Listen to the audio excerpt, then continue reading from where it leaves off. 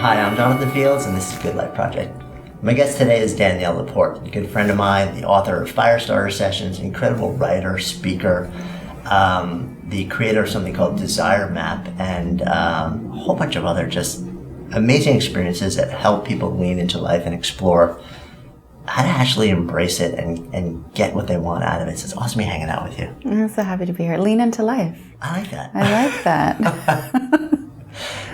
It's kind of funny, my last book at one point we were exploring like lean in, and then apparently somebody else took the title, so I was a little bit later. Damn her. Yeah, so it's so fun to be hanging out with you today. We've known each other for a while, and we've sort of like seen each other explore and move through different parts of our journeys together. Mm-hmm. And I want to take a step back with you. I want to actually get into Desire Map and what you're doing with it, but take a step back, because you've kind of had this really fascinating journey, which is not a straight line. And there's so much humanity, and there's struggle, and there's triumph, and there's exploration. I love people to be able to sort of benefit from your journey, and to see the humanity of it, to see the fact that, you lean into it, and that you sort of, you keep exploring and learning and growing. So, not starting when you were 5, but, What? Are you saying my childhood isn't relevant? No, I'm saying completely relevant. We just can't go there today. I was born in Canada. I know the end of that sentence. So you started out professionally. Let's sort of like take it on that level, and we'll kind of dance around it.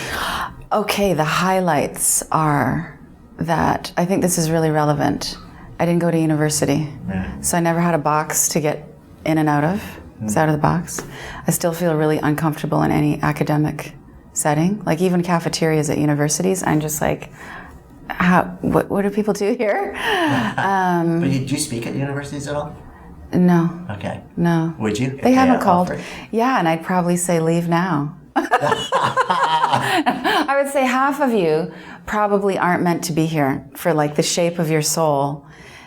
You don't need this to be who you are, and what makes you? I mean, the first thing you said was like you called the university a box. I want to explore this more a little bit actually.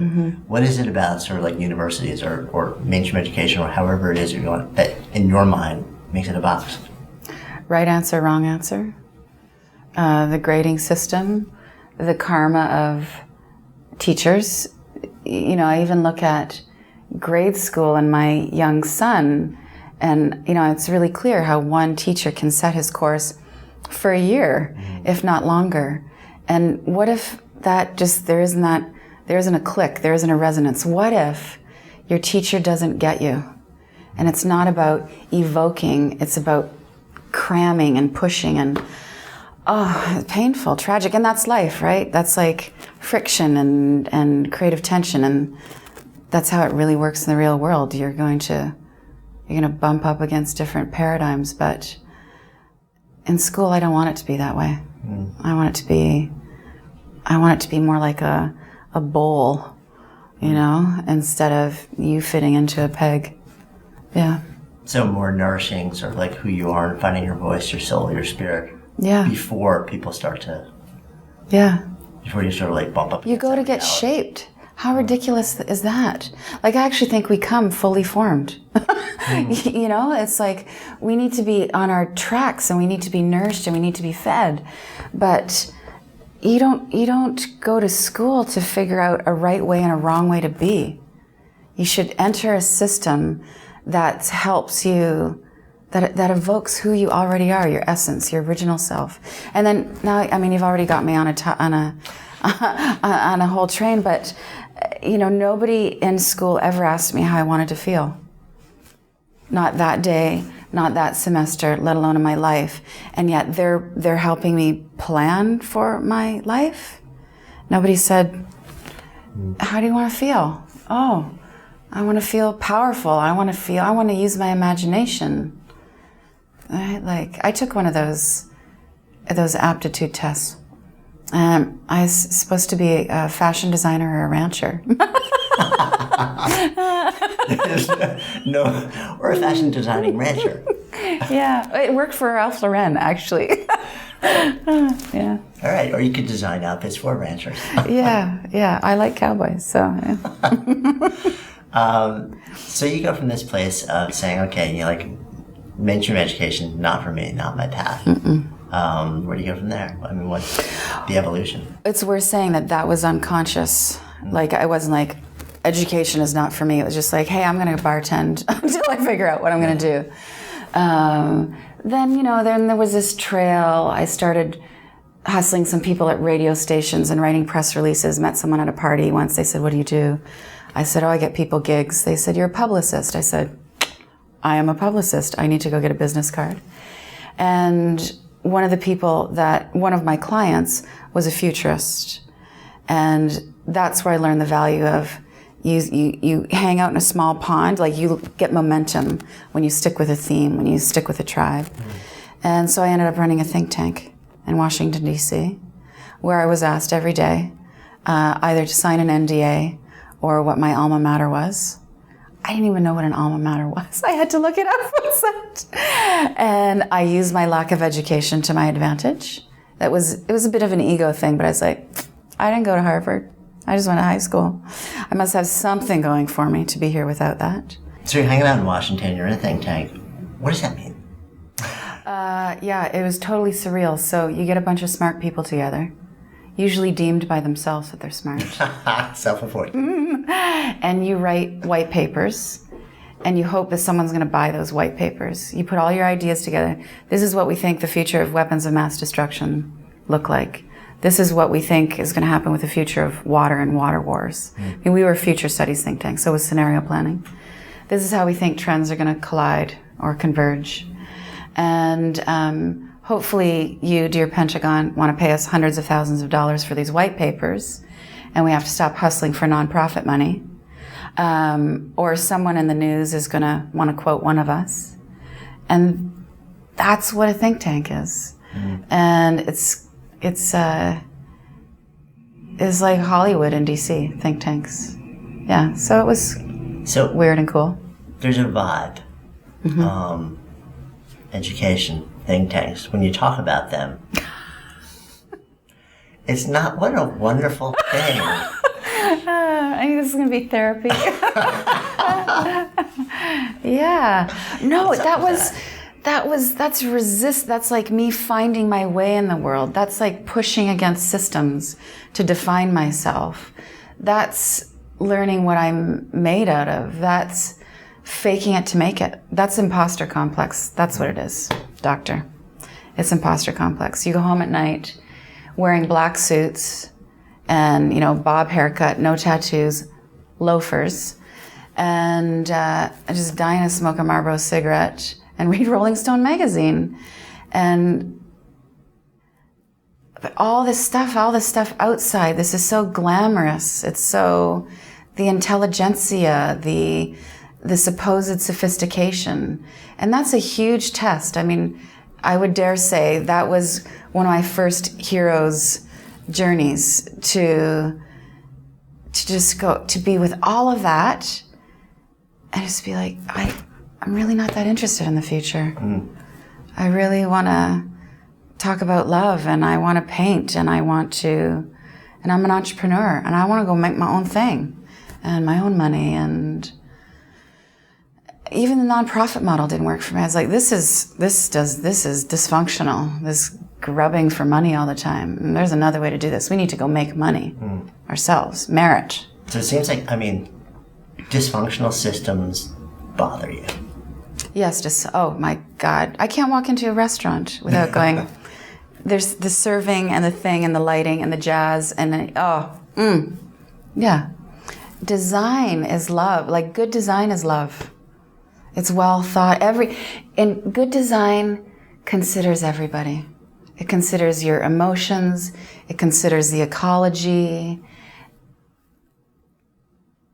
There's beauty in it. I mean, good design is, there's always some kind of elegance to it. So I guess I'm a deeper systems lover than maybe I knew, but now that I'm here on your couch, am I going to have to pay you for this? It's on me. First time. After that, we'll lock you into a series. Okay. No, it's really fascinating to me because you're somebody who builds systems yourself. You're somebody who loves reverse engineering, figuring out processes, maps, systems, like ways to get people from A to B. Right. But it's also clearly like it feels like so much of it is like part of it is a desire to actually build something that's functional and works, and then part of it is a desire to basically like give the finger to all of the dysfunctional systems that exist that stop people from going where they want to go. Yeah, you know what? My conclusion with all those dysfunctional systems is that if you want to be an agent of change, you actually have to get out of the system. And it isn't that, let me rephrase that. I need to get out of the system to be an agent of change. I don't think it's that way for everybody. I mean, some of us are called to stay in the system, to work in universities, to be in politics, to work in government. But I think I'm at my best when I'm outside of it. I don't even buy a ticket to the game. So what's that about? I need to be free. I need to be free to create. And when I'm creating, I'm of service. And that loop goes round and round. It's like, it's all about me. It's all about feeling good. It's all about freedom. It's all about fulfilled desire. And when that starts happening, then I can serve. And it's cyclical because, I feel really driven to serve. And I've been this way for a long time. I think it's a lot of past lives as a nun. And I really feel righteous about that. Like, I have my time here. I have to be alleviating suffering. So I don't know which came first. I want to be self-expressed or I want to alleviate suffering. But what I know to be true now is that both have to be happening. Right. Yeah. And for you to make both happen, you got to create the playing field. Yeah. Wow. I know what I want. So how long does it take you to get there? I'm still getting there. I make compromises that just little kind of paper cut compromises that I go, didn't have to do that. Stay steady with the vision.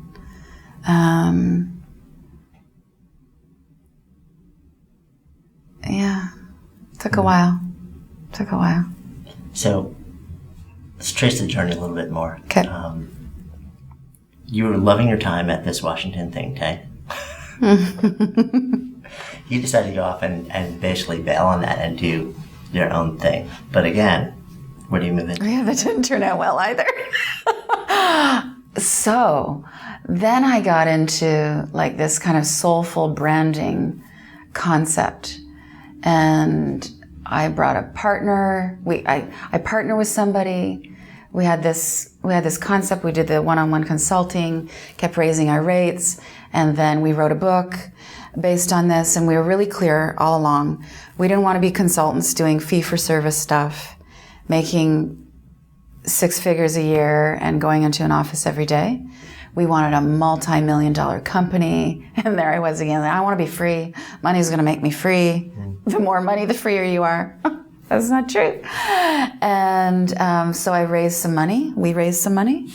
And we didn't get on Oprah, even though there was a lot of romance there for a while. And then the CEO who I hired fired me. So I was constructively dismissed from my own incorporation. I'd made myself an employee. That made sense at the time.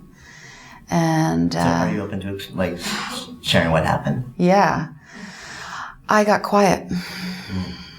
The more money we raised, the more quiet I became. And not in the great introvert quiet sense. Right. I felt like to discuss my feelings, the fact that I wasn't like in joy. We weren't laughing. There wasn't laughter happening in the studio anymore. These weren't relevant things anymore to our shareholders. And it was I dreaded going in. It was the dread came back. I remember the day I gave over signing authority on the corporate checking account. My checking account, my name, so-and-so and Danielle Inc. And I didn't question the rules. This was another time where I didn't question that it could be a different way because it didn't feel right. Oh, this is how the corporate structure works. You have X amount of seats on your board, and you need to step here and sit.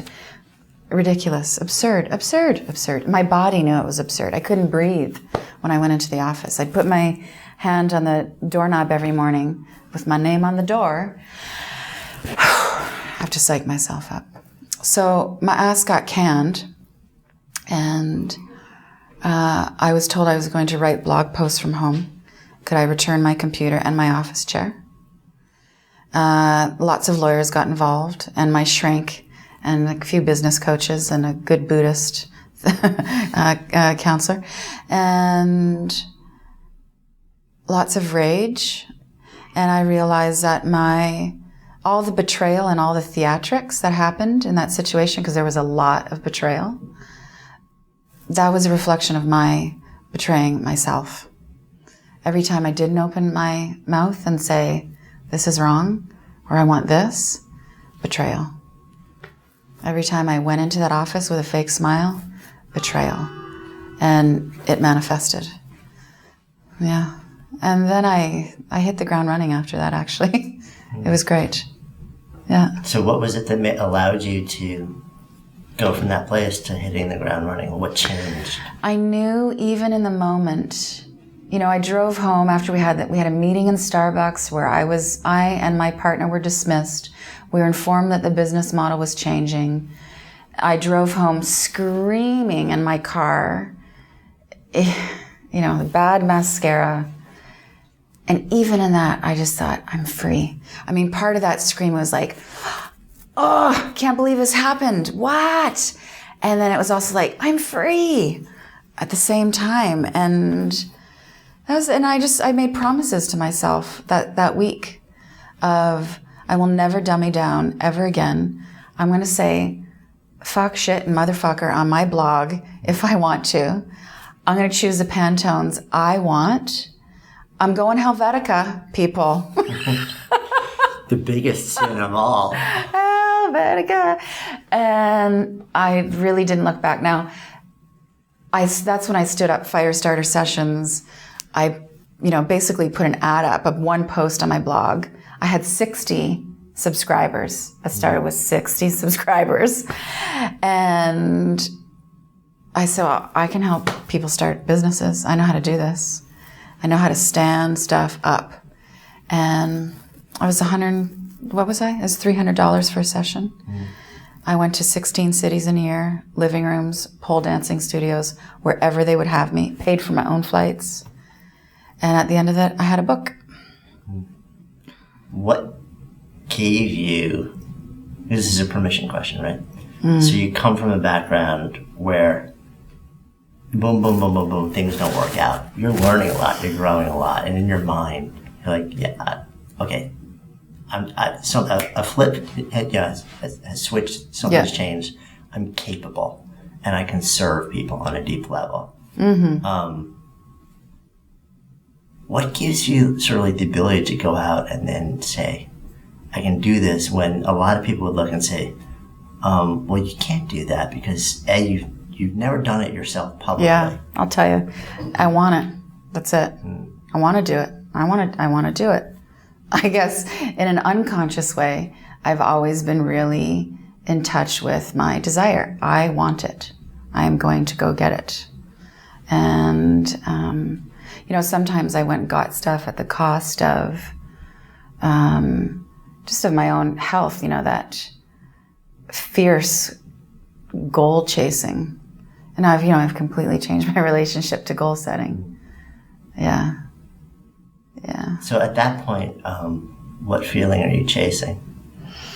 At that point, I want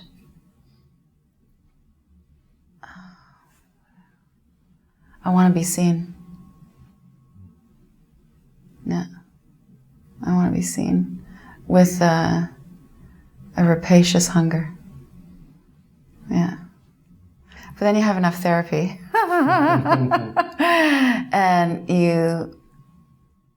my turning point in that was that this is so ironic.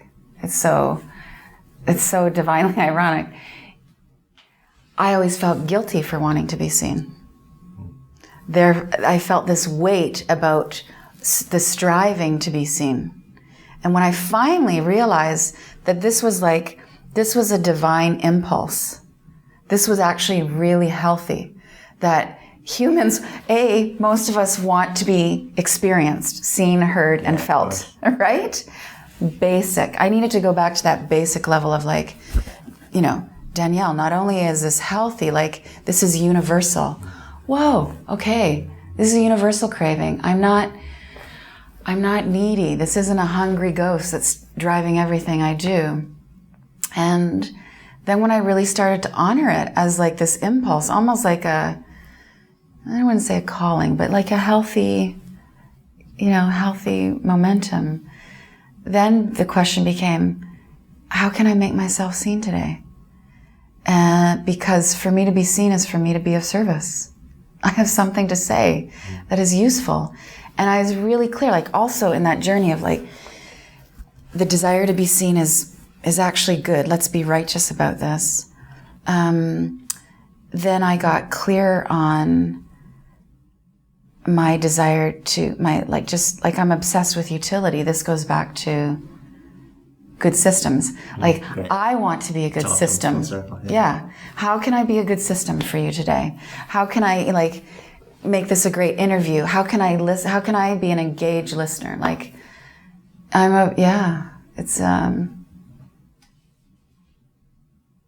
It's the past life being a nun, really. It all goes back to that, right? Nuns.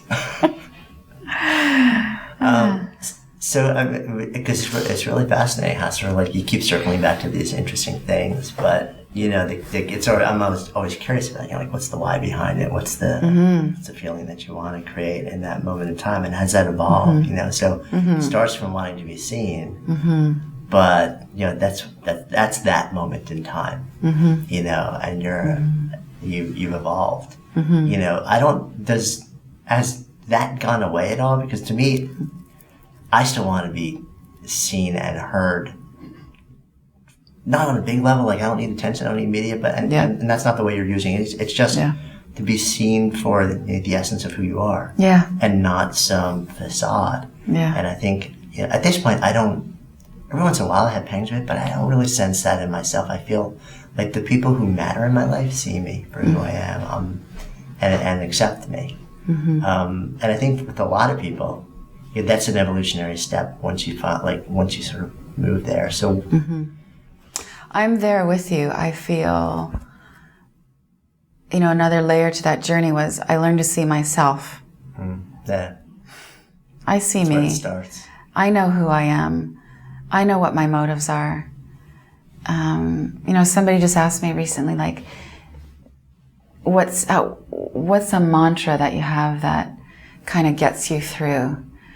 And it's actually very soft. My mantra that gets me through all things is I'm loving.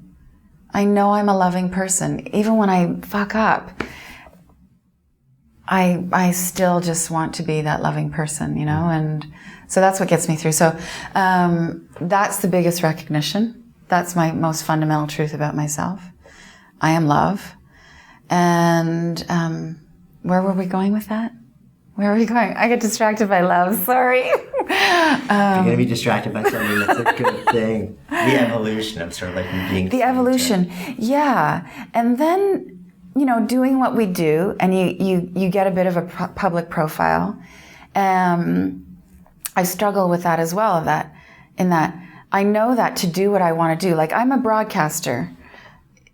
When I meet with my shrink, I go, how can you do this one-on-one stuff? I want to talk to lots of people. And for my business to be successful, our revenue is tied to our visibility. Right.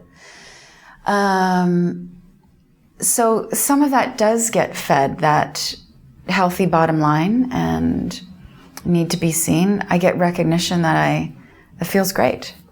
And I've also learned to... Detached is a really clinical heavy Buddhist word, but I detach myself from a lot of it too. So I'm at a place now where I don't take the accolades seriously, or too personally, I should say, and I don't take the criticism personally at all. No. That's interesting. I mean, we've gone through similar experiences on that level. I don't have this strong ego need to be sitting in front of the camera. In fact, my organic nature is much more introverted. I'd rather not be the one who's seen. But I also know, like you said, to a certain extent, my ability to have these conversations, my ability to grow an audience who I can serve in some way, who I can share these conversations with, my ability to write books to generate revenue, is tied to a certain amount of public profile. You gotta hustle. And so there's this interesting thing because, I'm a much more private person, and I don't have this ego need to like be fed in that way. But at the same time, I know it's good. It helps me build the business I want to build and serve on the level that I want to serve. So there's always this balancing that's going on in my mind. I don't know if you have the same thing. Don't you think, like, in our beginnings, we sort of needed that ego need? Like, you gotta hustle. You gotta want to be visible to do this. Yeah, there's something like, we've all been talking for years about growing our traffic. This is about how you build an audience. No, and it's interesting because for me, that's always been a struggle for me. Because I don't want to be public.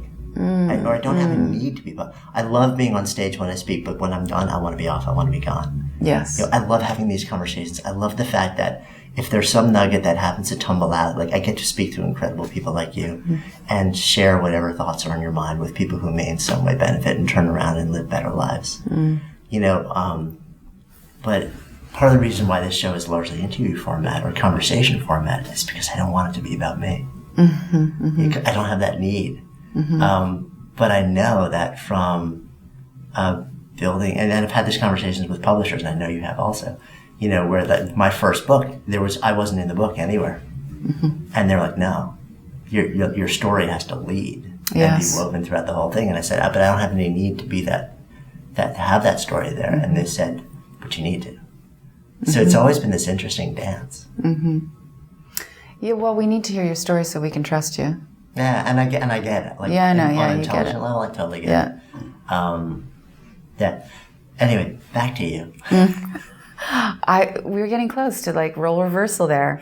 I was going to be your shrink for a minute. I don't have to pay you. So you're hanging out, and you start down this whole new road, and you're on this global trip of helping people and doing fire starter sessions. And what's really cool is the fact, I ask you, where's your proof? And you're basically saying, I'm showing up, and the fact that I know that I'm smart. I know that I can help people. I know they can solve problems. And if I can just get people in the room with me, they'll get it like that. And that's all I need. It's an amazing thing to do. Like, do you own that? Do I own that? I got moxie. Yeah. Is that just you, or can people learn that? I had a conversation recently about charisma. I don't think charisma can be learned. But I think magnetism can be learned. So what's the difference? Well, my associations with charisma, and see, the systems thinker in me really wants to nail down a definition. Like, I really want us to all have buy-in about the definition of charisma so we can measure things against it. But for me, charisma is, it's about dynamic. There's a showmanship to it. There's some theatrics to it. There's performance. And charisma has a shadow side and it has a light side. You can be a charismatic, you can be acharismatic. Not everybody, you can't even train somebody for that. You can train someone to be a more articulate speaker, right? But I don't think, you're a good writer or you're not. You have the talent. I really think charisma is in the same bucket for me as talent. Natural born talents. Magnetism, my goodness, different thing. You can be not very charismatic at all. You can be quiet. You can You can be behind the scenes. You can be not dynamic, not engaging. You can be incredibly magnetic. Presence. Magnetism is really about presence. Charisma, you don't necessarily have to be present. You can put on a show. That's the dark charisma, but magnetism is I'm here, I'm listening, I'm paying attention. Yeah, it's a quiet person in the room and you go, you're something vibing off of you. Yeah. So you can build a system around that. Yeah. Are we documenting this? Because there's a new system there. Coming out soon. Formula. It's like I know your head. It's like, okay, note to self. So as you're going around, and it's interesting because we could go on sort of like the whole talent thing for a while now, and there's such strong divides and strong opinions about that. Yeah. But I kind of want to like keep moving on your journey because there's some really cool stuff to come. As you're moving around and you're doing these fire starter sessions and you're learning and you're serving, you're getting paid, you're building a business and you're building an audience, and like you said, and this becomes my first book, this essentially becomes, a body of work. So, but take me a little bit deeper into that because it literally does. You weren't just saying that as a figure of speech. It does become a best-selling book called The Fire Starter Sessions. So, yeah. Well, I'm like in living room number 12, jamming with a group of anywhere but 20 to 30 entrepreneurs, mostly women, and like a handful of metrosexual men. And I realize nobody is giving themselves permission to want what they want. Forget about even going after it. Forget about executing. Like, they're looking to me and each other like, is it okay that I want to bust out? Is it okay that I want to make more? Is it okay that I want to retire? Like, yeah, it's all yes. And I thought, oh, there's a gold vein in there. There's a nerve there. And why is that? Why are we not giving ourselves permission to just want what we want? And of course, the magic comes in once you fully own your desires. Your synapses start firing at a different level, and solutions start coming in. And I think you start emanating something, and the right people come in. But I think until you fully want what you want, you're going to be swimming upstream. It's funny. I was having a conversation with someone recently who's kind of a legend in the music business, and he was saying. And he's, I'm not sure when this is going to air, but he's in one of these conversations. And he was saying, he learned at a very young age to ask for what he wanted. And when you do that, very often you get it, but we're just trained not to for some reason. I don't know whether it's a modesty thing or a humility thing, or if I actually say it and it becomes real and then I don't get it, then I have to deal with, what that's all about. Yes, I call it the requestus muscle. And I think it's the most atrophied muscle in humanity, really, is we don't ask. We for lots of reasons, mostly it's fear-driven, but we don't ask. I think I know in my own journey, I've been reluctant to ask for some things, and even a state of prayer. Do I deserve it? Am I to this? Am I to that? No, I want it. And then you go to the next level. I want this with all my heart, no matter how crazy it looks. It is scary. That's scary. It is. That's great. Because the place everybody goes is, what if I don't get it? I know. Yeah. You're an insightful dude, so I don't have to say that's insightful, but lots of people don't get that full-on desire is really scary stuff. So there's this evolution from fire starter sessions to a focus on desire. Yeah. And how people work with it. Yeah. Well, I got tired about talking about making money. So that was part Is of that it. what most people would organically default to? How do you mean? What you say, you got tired of talking about money, like in a lot of the sessions you were doing and stuff like that. Well, it's about entrepreneurship. Right. It's about building a business. It's So not it tends about to be the bottom line, Yeah. instead of, hey, what do I want out of life? how you gonna Something hustle. bigger. Yeah. And I realized, when I'd had my 500th conversation about how to get more people on Twitter, I was just like, and whenever I have that thought that crosses my mind of somebody could be doing this better than I can, I'm out. I'm done. Time to move on. So,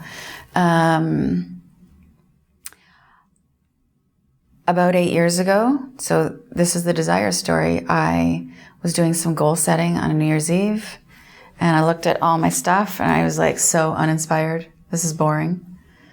And I just started writing feeling words. So, everything. New dining room table, Hawaii, pay off the MasterCard, yawn. And get another, write 5 books that year or something. And how about courage? How about abundance? How about sexy? How about earth? How about natural? Whatever. Well, that changed everything. And I didn't think much about it, but I thought about those words throughout the year. And then I would write those words out on a little Post-it note that would sit in my day timer. About 5 feelings. And I would start planning my year around those 5 feelings. And it changed my life. Desired feelings. Yeah. This is how I want to feel. Yeah. And it's what became my core desired feelings. And that's the desire map. And I guinea pigged it. I made these ugly white binders and I gave them to friends and I said, ask yourself these questions and come up with 4 or 5 feelings and then make your plans. See if you do a business plan according to these feelings. My friends came back and were like, this works. I want to set my goals according to these feelings now. So 2 things happened. Well, lots happened, but that became a product, a program, an experience that just kind of flew out of me. And I felt really useful. I feel really useful. I love that being in the world. I feel really proud of it. I'm also able to be proud of it because it's this flexible thing. It's not me saying, here's the right way. It's just saying, I have this idea that we're onto something with feelings and that this fierce goal setting has got us off course. Do it in any way you want to do it. That's the whole point, is doing the process has got to feel good. So it's working. And that was $1 million Post-it note that I put in my book. Had no idea at the time, but it's been a great success. So what's the actual experience? So the experience is you walk through 4 or 5 areas of your life, wellness and relationships and your essence, your spirituality. And you do the stream of consciousness about how you want to feel. And then I push you, I direct you a bit to say, maybe let's go in this direction. Let's look under the word success because everybody wants to feel successful. And the idea is that you get it down to this handful of words and you use those 4 or 5 core desired feelings to drive your planning. So instead of, I want the 6 figures, I want the relationship, I want the job, whatever, saying, how do I want to feel? And maybe you need the 6 figures to make you feel empowered or vital or energized. Maybe you don't. Maybe you need the house. Maybe getting the house is a perfect thing for your core desire, which is sense of community. Maybe you realize that owning a house has nothing to do. It's actually antithetical to you wanting to be in community, and you should forget saving up for a down payment and you should travel.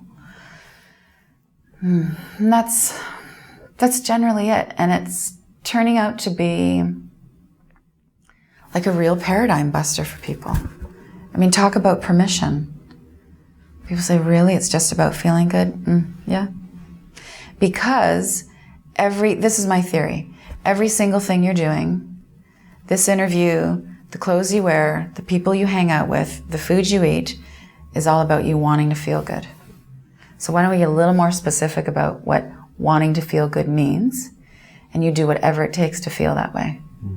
And I think that's when you become God.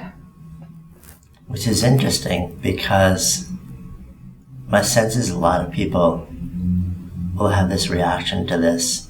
If it's all about me wanting to feel good, then isn't that all about me? Me. Rather than, and like my frame on this would be something like, yeah, it's interesting. The conversation is, can you do good in the world? Can you do acts of service? Can you serve society, community, in some way leave the world a better place? But do it through selfish means. And Dalai Lama actually answered this question once, and he said, is it okay to do that? Well, yeah. The net result is actually that you're still leaving the world a better place. Would it be better maybe for your own experience had it come from more of a sense of selflessness? Sure. Mm-hmm. But the net effect is still, a positive impact on the world. But it's interesting to me that your wrap up was God. Mm. Whereas most people will think God is 100% service. It's about no longer being self-focused. Mm-hmm, mm-hmm, mm-hmm. So I'm going to say something really lofty. Yeah. I think when you dedicate your life to love, joy, light, it's all the same thing. You can't help but be of service. That on a vibrational level, you're vibrating at a higher frequency, and that helps everybody. You're going to be kinder. You will be kinder. You will be more philanthropic. You will be way more fun to be around. And, back to what I was saying at the top of our time is like, it really does become cyclical. Like the service is so much joy. You're like, am I really being selfish by volunteering because I'm so happy at the soup kitchen? It just, do whatever it takes to be happy. And you know what? We also look at things in such a linear view. So in my belief system, I think we come back many times. So if that's true for me, that's what I'm buying into. I'm putting my money on reincarnation. Who's to say that I haven't paid my dues for many lifetimes, and this time is time for me to be served? Or this is the lifetime where I really just get to sit in a monastery and just chant, and that is my ecstasy.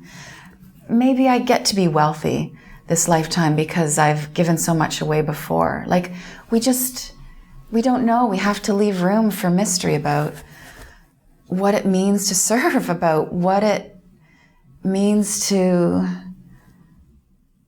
what's okay in terms of happiness and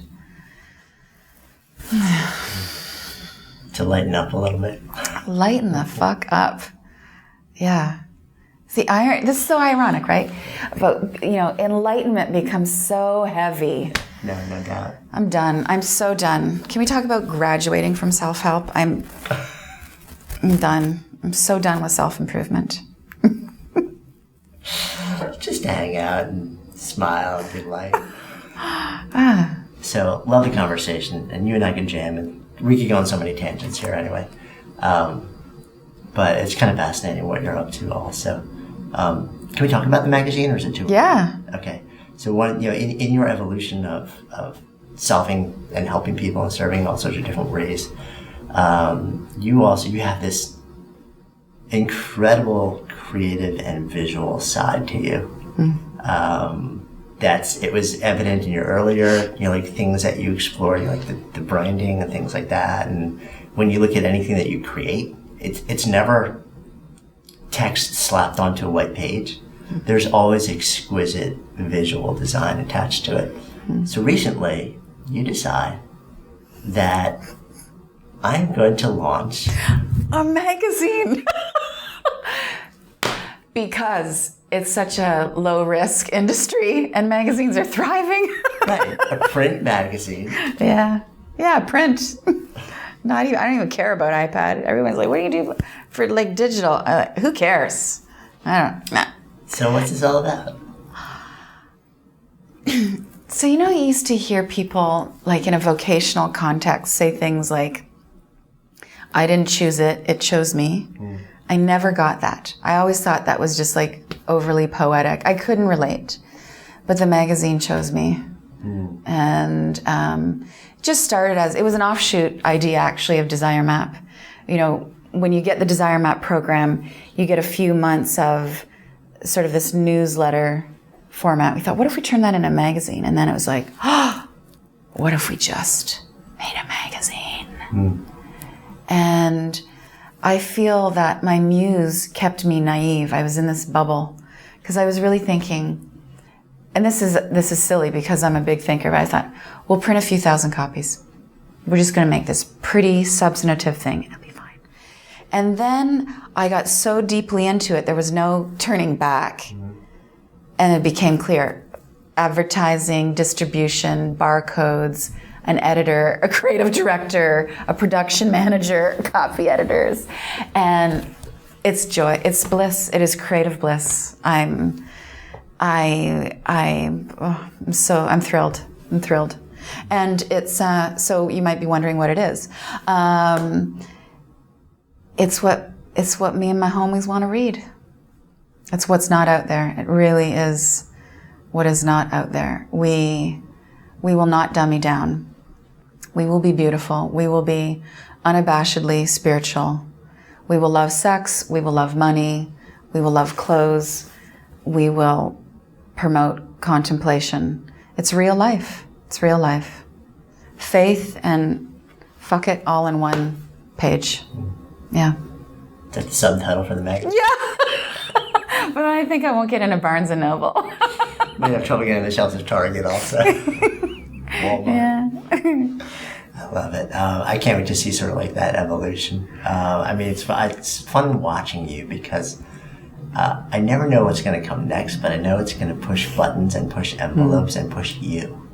Push me. And when I see you pushing yourself, it makes me want to dig a little bit deeper. And not that like I'm you or not that I'm going to do the same thing, but it's inspiring to see people not rest on their laurels. And that's one of the inspirations I draw from you. Thank you. So I thank you for it. Thank you. So the name of this project is Good Life Project. When I offer that term to you, what comes up? To live a good life. Oh, love. Love, just...